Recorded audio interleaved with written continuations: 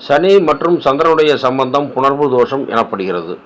இந்த சனி சந்திரன் சம்பந்தம் சில நன்மைகளை தந்தாலும் திருமணத்திற்கான அலைச்சல்களை தந்து தடைகளையும் தருகிறது.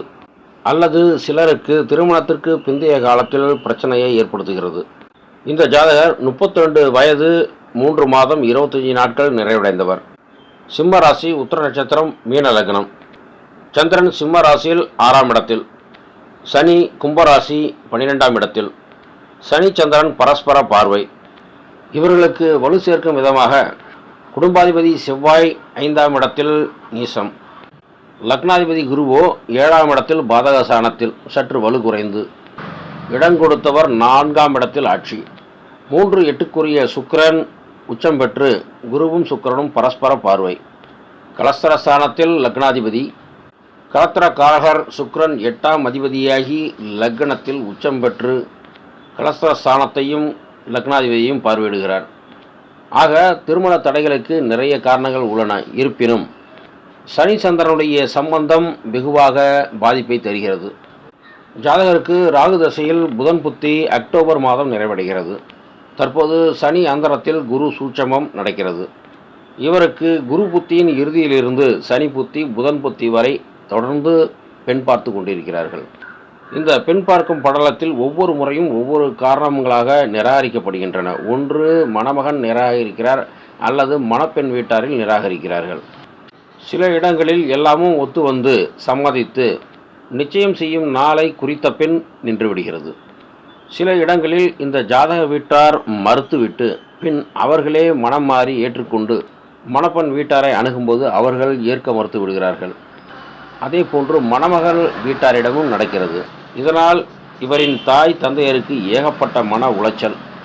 நிச்சயார்த்த தேதியையோ அல்லது திருமண தேதியோ முடிவு செய்த பின் வித்தியாசமான காரணங்களாலும் நூதனமான காரணங்களாலும் திருமணம் தடைப்பட்டு விடுகிறது. ஒவ்வொன்றிலும் பல காரணங்கள் வித்தியாசமாக இருக்கின்றன. அவை ஒவ்வொன்றையும் சொல்லிக்கொண்டே வந்தால் நீண்ட பதிவாக இருக்கும். அதனால் கடந்த வாரத்தில் நடந்த ஒரு சம்பவத்தை மட்டும் குறிப்பிடுகிறேன். ஆவணி மாதத்தின் இறுதியில் இந்த ஜாதகருக்கு பெண் பார்க்க போன இடத்தில் ஜாதகருக்கும் மணப்பெண்ணுக்கும் பரஸ்பரம் பிடித்து போனதால் இரு வீட்டாருக்கும் சம்மதம் என்பதால் மணமகன் வீட்டார் அங்கேயே பேசி முடித்து விட்டனர். மணமகனின் வீட்டார் எந்த விதமான டிமாண்டையும் சமீப காலங்களாக வைப்பதில்லை. மகனுக்கு திருமணம் நடந்தால் போதும் என்ற நிலையில் இவர்கள் பார்த்த சமீபத்திய இடங்களில் எங்களுக்கு எந்தவித எதிர்பார்ப்பும் இல்லை, உங்களுக்கு விருப்பம் இருந்தால் ஏதாவது செய்யலாம், இல்லை என்றால் தேவையில்லை என்று கூறி வருகின்றனர். அதன் அடிப்படையில் இந்த மணமகள் வீட்டாரிடமும் அதையே சொல்லிவிட்டு வந்தனர். இந்த வாரத்தில் மணப்பெண்ணின் வீட்டார் இவர்களை மாப்பிள்ளை வீடு பார்க்க வந்தனர். மணமகனுக்கு பெரிய நகரத்தில் 2-3 சொந்த வீடுகள் இருந்தாலும் இவருடைய ஜாதகம் வாடகை வீட்டில் வசிக்கிறார்கள். சொந்த வீடுகளை வாடகைக்கு விட்டிருக்கிறார்கள். இந்த வீடு மிகப்பெரியது, 3 பெட்ரூம்களை கொண்டது. மாப்பிள்ளை வீடு பார்க்க வந்த மணமகள் வீட்டார் இந்த வீட்டையே சிறியதாக இருக்கிறது என்றும் எங்களுடைய மகளுக்கு இது போதாதென்றும் இதைவிட சற்று பெரிய வீடாக பாருங்கள் என்றும் மேலும் தங்களுடைய மகளுக்கு 25 சவரன் நகை போடுங்கள் என்றும் கூறினார்கள்.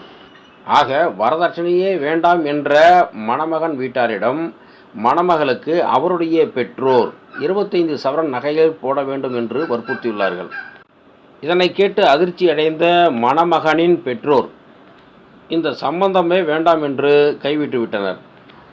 இப்படிதான் சனிச்சந்திரனுடைய விசித்திரமான ஆட்டங்கள் நடந்து வருகின்றன. ஒவ்வொரு முறையும் ஒரு தடை, அதில் ஒரு ட்விஸ்ட். இவருக்கு நிச்சயமாக திருமண பந்தம் உண்டு. அடுத்து வரும் கேது புத்தியில் குரு அந்தரம் முதல் சுக்கிர புத்தியின் சுக்கிர அந்தரத்திற்குள் சில ட்விஸ்டுகளோடு திருமணத்தை நடத்தி தரும்.